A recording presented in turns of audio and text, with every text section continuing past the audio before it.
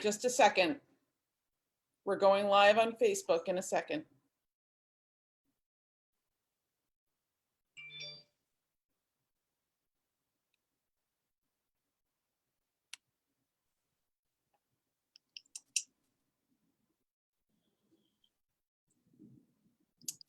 Okay, you're good, Deb.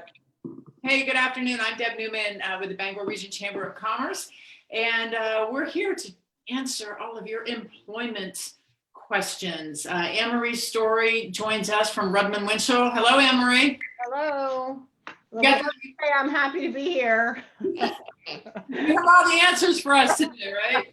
I thought I had answers, and now it's clear I have none. Yeah, it's a changing landscape, no doubt. And we're grateful to Rudman Winchell and Anne-Marie for taking the time out of your busy life and work to answer questions that you have as employers, as business owners. Thank you for joining us. This is the fourth time we've done this over the course of the last few weeks, and we don't need to tell you a lot has changed and a lot is going on. So we're doing our best to bring you as up-to-date and vital and helpful information as we possibly can.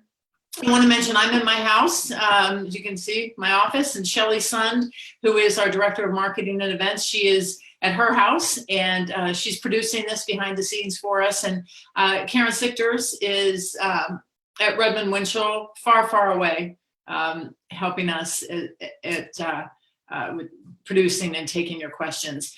If you have questions, just note them in the comments, and Shelley and Karen are feeding those to me through the chat window on Zoom, and we'll take as many questions as we can. We'll plan to be with you for the next 30, 40 minutes, as long as you need us. So let's give us the latest and greatest update, and what are some of the common questions or common themes you're hearing from your clients, from employers? Well, so let me start by saying that I promised last week that I was going to do the summary, and that I was going to be everyone's best friend, and that this was going to solve everyone's problems. And I can't tell you how many hours. And I actually have, look, it says summary of FFRCA leave. And I worked on this, and it's 5 pages, and I thought it was terrific. And then the DOL changed all the regulations again on Friday night. So here we are. I can't hand this out now because it's now out of date. So I will work on updating that. So what I wanted to do today is talk about some of that clarification and the changes that it now makes for everybody. There were a lot of new definitions. I'm not sure that I would actually call it clarification about some things, but it's a lot of new stuff. So that's what I plan to sort of go over today, but of course we can talk about questions as well. The only other update besides that is that the CDC, I'm not sure when I think this was yesterday or some point, came out with new guidance as well for employers. So everybody may want to take a look at that. It doesn't look like there's a whole lot to it. It looked like the primary thing was that they changed their instructions on cleaning a contaminated area. And it now says that if a contaminated area has been closed for 7 days or more, there's no need for the special cleaning that they had detailed before. So for whatever that's worth, it also confirmed that there's no evidence that the virus has been or can be transmitted through the mail. So that's nice for employers to know as well. So that's that. So let's talk about the updated guidance. So I have this broken down into a couple of different sections here. There are a lot of changes. I'm going to start with childcare because there are some pretty significant new definitions. So we're talking about childcare. Now remember, childcare is a reason for leave under both the paid leave section and the amended FMLA. So that's both aspects of the FFRCA. And so the first thing it does is, well, just to back up, so the definition says that the leave is available when an employee is unable to work to care for a child whose school or child care provider is closed or unavailable for reasons related to the virus. It is now clarified that child care provider is not limited to just a licensed or paid care provider. It also includes family members or friends who regularly care for the child. So if an employee's child was being cared for by a grandmother who is no longer able or willing to do that for reasons related to the virus or fear of contracting the virus or any other reason, that fits within the Paid Sick Leave and Family Leave Act. The next thing they did is they clarified son and daughter, and they clarified that they are defined in the same way as they are under the regular federal FMLA, which is nice because it means we don't have to learn anything new or apply any different definition to son or daughter. Now they have a definition now for individual. So the way they use individual in the act, unable to care for a child. Let's see. You have to bear with me because I'm learning this the same way that you folks are. So they clarified that an individual means an employee's immediate family member, a person who regularly resides in the employee's home, or a similar, oh, wait a minute, this may be under the quarantine section.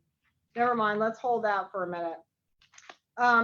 One point of clarification also that I think everybody has probably just understood to be true, but they've now definitively said it.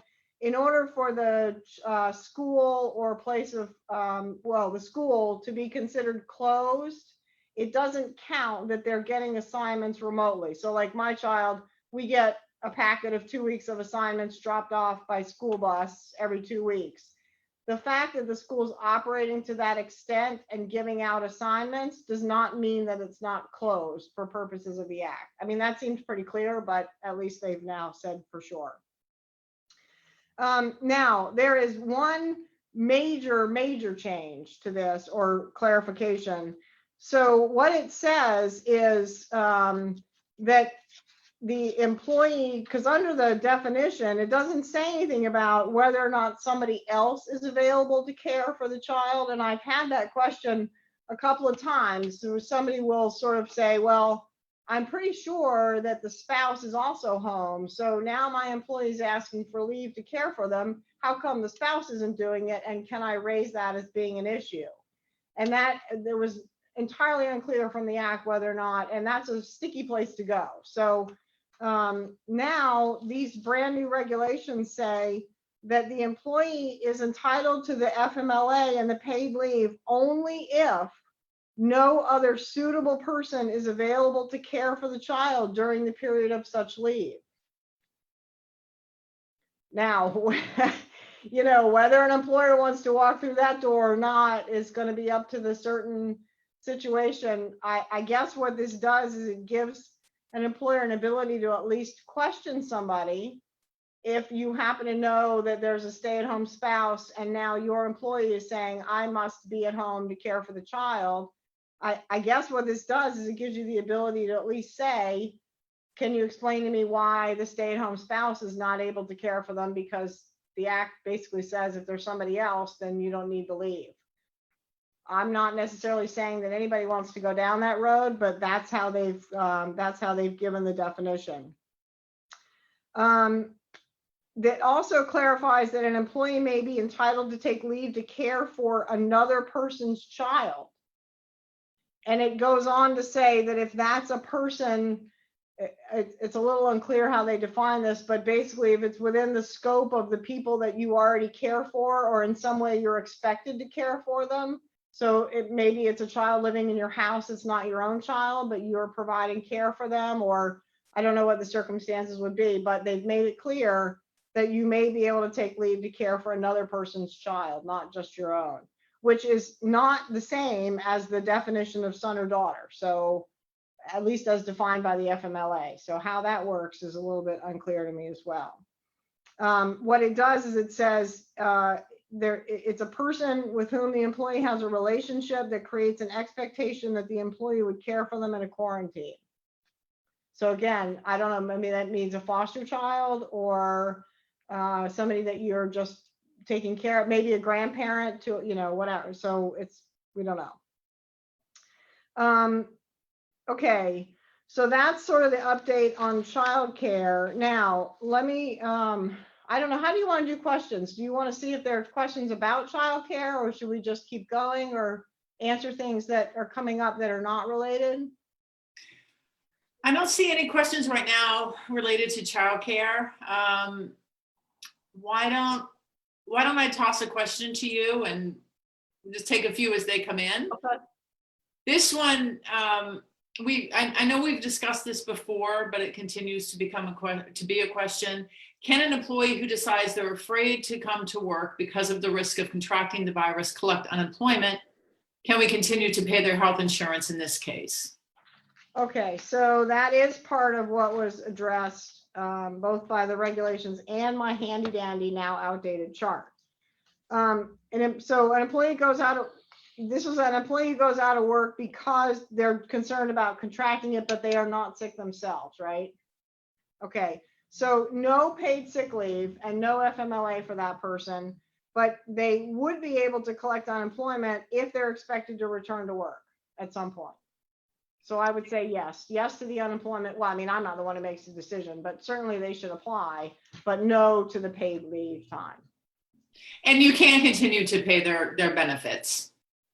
I would say yes, because this is intended to be a temporary situation and they're only going to get this unemployment if they're expected to return. So actually, if the employer were to terminate the insurance, that may even disqualify them from the unemployment, because then it looks as though they're not coming back. Yeah, that's my understanding as well, that if you're temporarily furloughing, whatever term you want to use, furloughing an employee with the intention of they will return to work once you return to business, Right. That you can continue to pay their health insurance, and they can apply for the unemployment compensation. And then through the CARE Act, there's additional compensation that's available to employees who are on unemployment because of this. Yeah, I'm not sure that has been formally passed yet. It wasn't as of when I checked this weekend, and I didn't see anything about it this morning, but yeah, that's the extra $600 for a limited number of weeks and whatnot. I do think, so the employer continues their portion of the health insurance. I do think they can require the employee to continue paying if they paid a percentage. Oh, right. And, or maybe you come to an arrangement where you allow them, like you'll cover the whole thing and then they pay you back when they come back or whatever. But I think you could require them to continue paying their portion. Yeah. This one is a little more complicated, so I'm just going to read the whole thing. We pay our employees an hourly rate plus commission. I think this is the first time we've had a commission question. Yeah, I know. You're making me nervous. We're in this together. It's okay. Like, oh my God, I don't know. My understanding is that commission employees must receive an hourly rate for the FFCRA that equals their commission average over 6 months. However, I am unable to find out if this applies to employees who are paid both. So employees who are paid both an hourly rate plus commission. What is the guidance for an hourly rate plus commission employee? Well, I'm going to be honest and say I don't know the answer to that question. I'm certainly happy to look into it and find it out, but it's so specialized that I just don't know it right now. Yeah. And then the other question is with reference to the PPP. Can we still place a few staff on furlough with the payroll protection program? So let me just be upfront. The payroll protection is an entirely different animal than most of the employment stuff I'm dealing with. I realize it has to do with furloughs and bringing people back and is tied to that. I am not an expert in what the PPP requires or what it would make them do in terms of furloughed people. So yeah, sorry to disappoint, but and there is good information and more information coming out about those programs. My understanding is that with the payroll protection program, yes, you can place staff on furlough. But through the You have process. to bring them back, right? Once you, in order to get the loan, you have to bring them back within 8 weeks or for 8 weeks or something about 8 weeks. And if you, well, see, I shouldn't say because I don't know. We have a lot of information about that. The person who sent that question in, Shelley, if we can get their contact information, and we've got a lot of information about the PPP that we can get out to you. I can do that.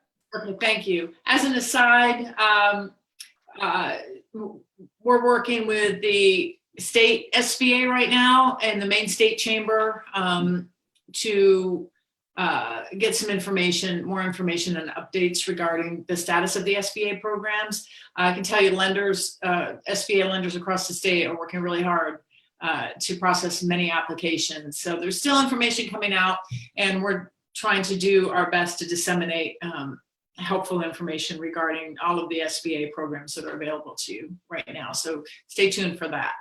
Now, I did find something in the regulations about the commission issue. Oh, good. Go. So what it says is when they're talking about calculating a regular rate of pay, it says if you are paid with commissions, tips, or piece rates, these amounts will be incorporated into the regular calculation of regular rate to the same extent they're included under the FLSA. So you're computing the regular rate as if you were doing it for the just for general purposes under wage and hour. It's no different under this act. Okay. There's another question. I'm not exactly sure I understand it, but I'll read what it says. Have reasons for CAF plan qualified events been eased? So they're probably talking about cafeteria plans. I don't know if that means contributing to like the what are those, the thing that you pay into pre-tax so that you can use it for health, like the HSAs. And I don't know that, I haven't seen anything in the regulations that addresses that at all. Okay. So that's it for questions right now. Again, I'm Deb Newman from the Bangor Region Chamber of Commerce here with Anne-Marie Story from Rudman Winchell. And we're taking your questions, particularly pertaining to employment law. A lot of changes, a lot coming down. Speaking of changes and information coming down, Anne-Marie Story, where is the best place for people to stay updated on the rules and the regs? I would say the Federal Department of Labor website is that's where they're posting the new regulations. The problem is they post the new regulations and they look like this. So these are the regulations. But they are publishing question and answer documents, and it looks like they're building on the one document and moving forward. And so that's what I was referring to, and which they added to this weekend. So that's also on the DOL website, and so you can go right there and find out the same information. It's basically interpreting what's in this monster. And is that the Federal Department of Labor? I know the State Department of Labor is doing the same thing, trying to keep information current and simplify it in terms of more Q&A form. Yeah, for the state programs, for like unemployment, they're doing a question and answer, and they posted that last week about, and they are updating based on the status of the federal unemployment benefits. So they had an update last week, and I anticipate they'll have another one as soon as there's a change. Yeah. Okay. Let's see.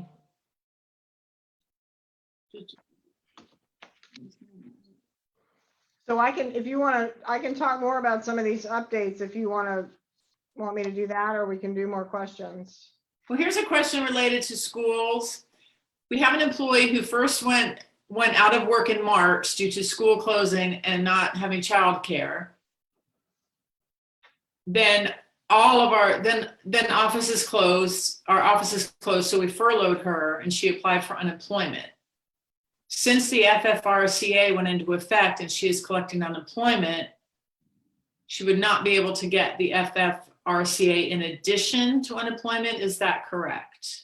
That is true, because there are two different reasons for getting those benefits. So the benefits under the FFRCA are not available if the employer is not operating. So if people are furloughed and they're not able to work, even if they wanted to, they cannot get the paid sick leave, but they would be entitled to unemployment. Now, if that changes, like let's say the employer gets this loan and starts up again and says to the employee, well, now you can come back because your position's open, and the employee says, well, but I can't because schools are still closed and I still need to provide care to my child, then I think the analysis changes and the employee is now not able and available for work, so they probably wouldn't be entitled to unemployment anymore, but they would be entitled to the FFRCA benefits. So it just depends on the situation and what the employer's status is. Can you give us kind of the 101 on the FFRCA? We had a question. Could you describe it and who's eligible for it? Yes, I can, because here's my summary. The FFRCA incorporates both types of leave. So that's the blanket description for both the paid sick leave and the amended FMLA, because they both fell within that act. So there are various reasons for leave. The paid sick leave is the one that applies when an employee is subject to a quarantine or an isolation order related to the COVID, is advised to self-quarantine by a healthcare provider because of the virus, is experiencing symptoms of the virus and is seeking a medical diagnosis. And of course, all these are buzzwords now, so that everything means something specific. Or is caring for an individual who is subject to a quarantine or an isolation order, or for any other substantially similar condition as specified by Health and Human Services. Now, let me just say one thing about that, because no one knows what that means.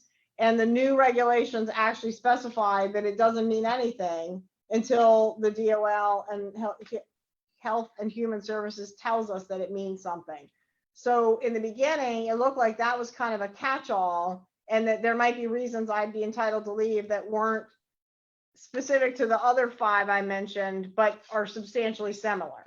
That does not appear to be the case. That doesn't, as of the way I read the regulation, that doesn't mean anything until somebody tells us that it does. So those are the 5 reasons why leave's available under the sick leave piece of the FFRCA. And then the second piece of that, of course, is the amendment to the FMLA, which only allows leave for caring for a child who cannot be in school. Did I mention that? That's also one of the reasons for the paid sick leave, of course. So so when we say FFRCA, we're talking about both the paid leave law and the amended FMLA. Thank you. Thank you. And just in case there are folks who've not been on these conferences before and are totally in the dark, the very basic is that in order to be covered by the FFRCA, an employer has to have fewer than 500 employees. We now know that that number is measured as of the date the leave is requested by any particular person. So it is possible that if I'm an employer and I had 498 employees one day, as of April 1, let's say as of April 2nd, I had 498 employees, they are all covered. So if somebody asks for leave, they're covered. If I then hire 6 people, and then the next person asks for leave, they are not going to be entitled to leave. So it's a, it could happen. It's same as the FMLA. It's same as any law with an employee cutoff. There is no requirement that the employee be employed for any particular time to qualify. As long as you have fewer than 500 employees, all employees are entitled to this. There is the exception we talked about last time for employers with fewer than 50 employees. And that was also addressed in the new regulations that just came out. So one of the questions was, what does that mean? And how do we go about trying to get that exception? What they said is, so it's called the small business exemption. And you have to certify several different things about how this would impact your business if you had to apply it. But what they've clarified, so that hasn't changed. What they've clarified is that they don't want the information, meaning the DOL. So you're not supposed to just send a bunch of stuff to them and say, well, I'm entitled to the exemption. You are supposed to gather this supporting information and keep it somewhere within your office so that if you are audited or called upon by the DOL to say, why aren't you applying this law because somebody complained, you then can say, well, I'm entitled to the small business exemption and here's my supporting documentation. That's scary. What a question related to that? What are the steps for organizations under 50 to get that exemption for the paid sick leave FMLA? How do you do that? Well, see, that's what I'm saying is because you don't get any confirmation that you really are entitled to it. You're sort of, taking it, by the seat of your pants to say I am, and this is why. So what the original question and answer in the regulation said is that you can claim the exemption if you have to do three things. The sick leave or the family medical leave would result in the expenses and financial obligations exceeding available business revenue and cause the business to cease operating at a minimal capacity. And again, this is in the question and answer, so somebody can, and I can send the link if you want that. Number two, the absence of employees under the law would entail a substantial risk to the financial health or operational capabilities of the business because of their knowledge, skills, or responsibilities. Or there aren't sufficient workers who are willing, able, and qualified and available to perform the job that those people were doing. So if you can demonstrate, if somebody within your management structure can demonstrate that you meet these provisions by allowing people to take that leave, then you are allegedly entitled to this small business exemption. What I think is scary about it is that the DOL is saying, we're not going to give you some written opinion that you really are exempt from this. And we don't even want you to send in any information to say, here, look, I'm exempt, here's my stuff. What they're saying now is that you make your own decision and you keep that paperwork, whatever you need to prove these things I just read. And then if they challenge you because you've denied somebody leave, then you show them this stuff and say, look, we qualify. So it's a little bit scary because you're making the decision with no confirmation. Also, keep in mind, if you do apply for the PPP loan, how does that impact this? Because it may take away your ability to argue that you should be exempt because now you're getting the loan to make up for not being able to employ those people.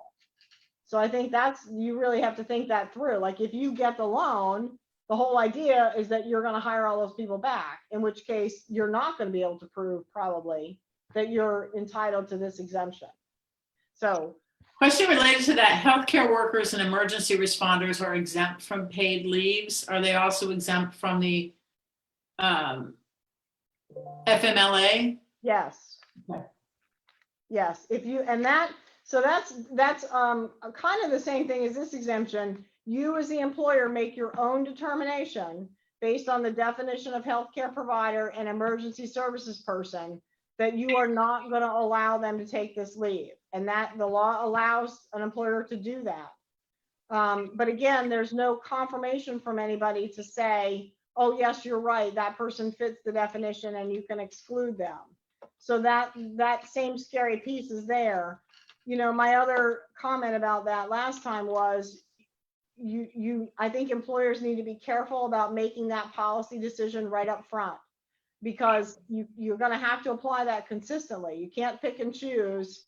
I think you'll be at risk if you were to pick and choose. I'm going to let this person go, but not this person, even though they're both within the definition of healthcare provider, for instance.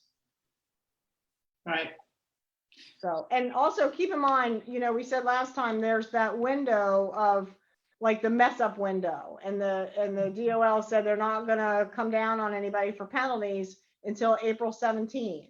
So that's the day when you got to have it right. But you get between now and then to sort of figure it out, which is hard to do, to have an endpoint to that when they keep changing everything every day. But anyway, So you know, if you claim the small business exemption, at least if you were challenged before April 17, even if you were wrong, there wouldn't be any penalties. I mean, I obviously I have no way to speak for the DOL. I have no idea what they would do, but it seems to me that if an employer is giving this their best faith, you know, good faith effort, there ought to be some leeway if the DOL comes back and says, no, I don't think you qualify for the small business exemption. Yeah, But especially given all the changes and that this is a situation nobody's ever dealt with before. one more thing about the numbers. The regulations did also clarify that no matter whether you're subject to the FFRCA or not, right now, you still are supposed to post the notice that we talked about last time. Yes, the notice. Yeah. So you still, even let's say you have 1,000 people, the regulations say still post it for whatever reason. So just do it. And that notice, if you aren't aware, was supposed to be shared with your employees April 1, I think. Am I getting that right? And Yeah. it's, you know, we all have the workplace posters in our offices, and it's an additional poster related all about employment law as it relates to COVID-19. It's like a one-pager fact sheet. Maybe Shelley can add that link in our comments. And I emailed that to our team because we're not in the office to see it. So I just got it out to everybody via email. And I think that's the right thing to do. Yeah. Another question. Do I understand the Emergency Paid Sick Leave Act states health insurance deductions should be suspended for the 2 weeks of emergency leave? Also, is it just health insurance deductions? What about dental, vision, life, etc., other benefits? I'm not aware of anything that exempts. You mean having the employee doesn't have to pay their portion for that 2 weeks? It just, I'm not sure if that's how to interpret that or not. If that's the question, I've not seen anything that suggests an employee doesn't have to continue their own portion of the health insurance during those 2 weeks. yeah, I haven't seen that either. We have a question from an essential business that's open. And we had more of these questions before you know, most businesses closed up. But if I have, basically I'll sum it up. If I have a person or persons reporting they may have COVID-19 symptoms, but they haven't been tested, at what point is it advisable to direct all employees to stay home and close down? I don't know that. Whoops. I don't know that that's changed since the first time we talked about the CDC recommendations. I mean, I think if an employee is reporting potential symptoms, they ought not to be in the workplace. Yeah. I think the bigger question is, are they entitled to some form of leave while they're either on self-quarantine? So that's going to depend on what the exact situation is. If they have been advised to self-quarantine by a healthcare provider, then they are entitled to the paid sick leave time. But if they've made their own decision without consulting a healthcare provider and without direction from that person, then they probably are not going to be entitled to paid sick leave, but they might be entitled to unemployment. Okay. And Shelley's son, who's producing behind the scenes, has posted the employee rights poster that we spoke about that you need to provide to your employees. And Anne-Marie, you're the expert here, so if I speak out of turn, let me know. But either post it in your place of business or email to your employees if your place of business is closed, or both. Correct? Yeah, I mean, I would say if you have any employees who are not reporting, who've been furloughed or have chosen not to come in, the safest bet is to send it out the way you're sending everything else out, by email or by internal, internet, intranet posting, whatever it is you do, to make sure that they all have access to it. Okay, thank you for finding that. I think we covered most of the questions. We've been on for just over 30 minutes. We intended to go 30 to 45 minutes, so this is great. Anne-Marie, I'll just toss it back to you. Anything else that you want to be sure we're aware of, or anything you want to repeat? Well, there's a lot more, a lot of other changes in the regulations that we could go through. There's sort of no end to them. I can also do them, you know, a summary of them by email blast, because I know it's a lot to throw at people without something. I mean, if you're like me, you'd rather look at something in writing than hear somebody say something, because then you can retain it better.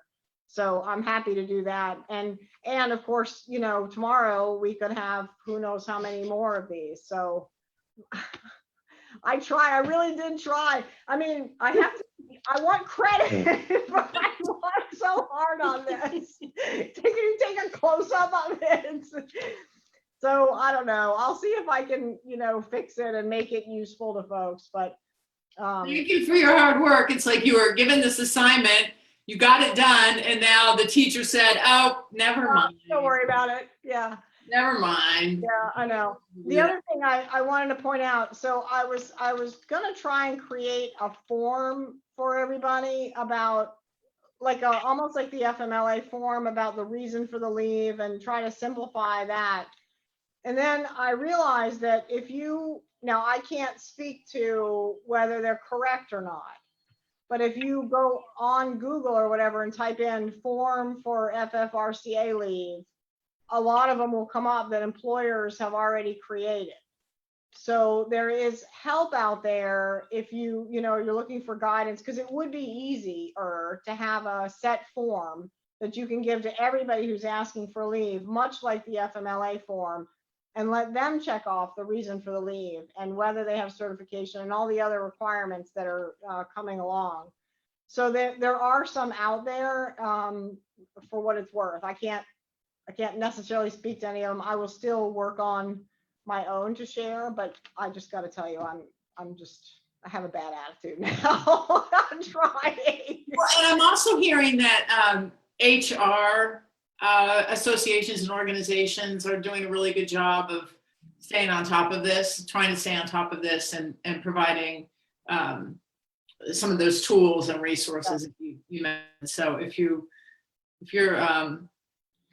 involved with any HR associations, or you can certainly find them online, there could be help there as well. Associations are a huge help right now. Yeah, absolutely. We're all figuring it out.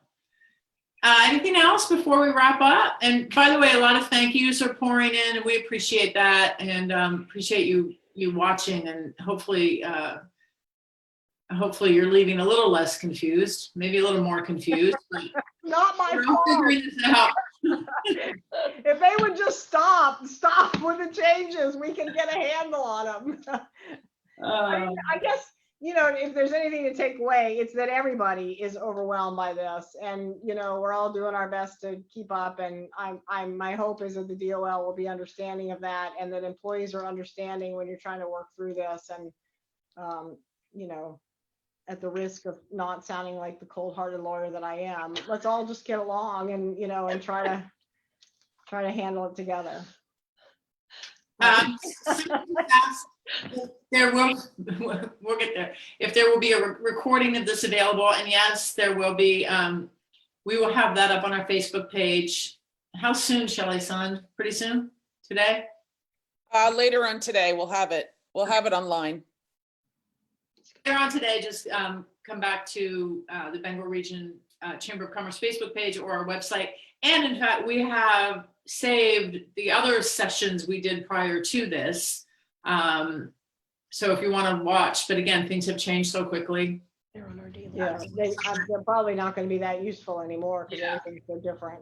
But we'll get this up for you, and you'll have access to it. And some of you are asking about some of the SBA programs.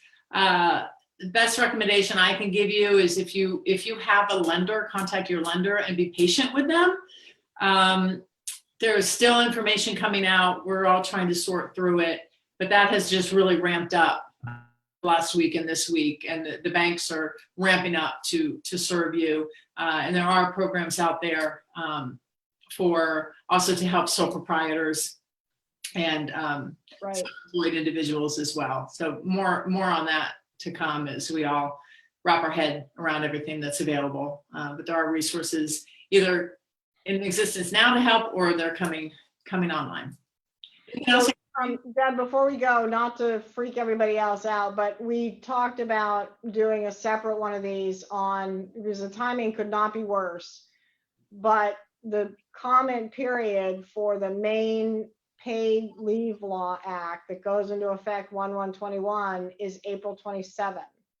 And there are comments that definitely could be made.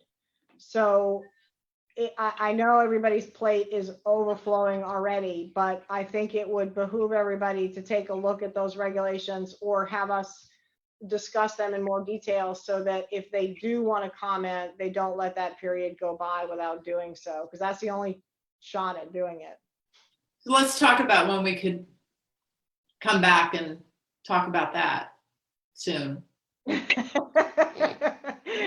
Great. Okay.